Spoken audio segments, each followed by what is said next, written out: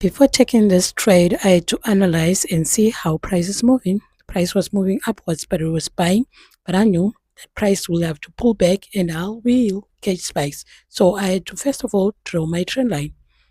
Since price was going upwards, trend line that I drew was for me to know where price will buy to and where it will turn. So I had to connect this first point, that next point, then that's what I used to draw. So what I had now to do was to wait for price to reach this area.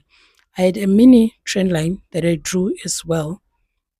This one, connecting that point and that point so that it would also guide me in the lower time frames. So I had to wait for price to reach here. And that's where I purposed that I will enter this trade. But I was just tied up. I was just doing my prayer time in the morning.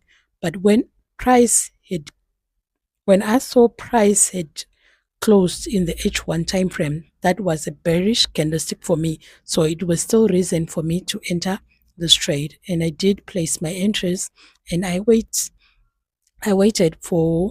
to wait for price to play out and I had to wait for price to go down. As you can see, yesterday this account, I think it was around 77. I took off $10 and this is where it's at right now. So when you're trading, you want to trade setups that work for you. For me, trend lines work. I at times enter aggressively just at the touch of a trend line. On this trade as well, there was a mini QML. That's a higher high, that's a higher low, that's a higher high, that's a lower low, and then that's a higher high.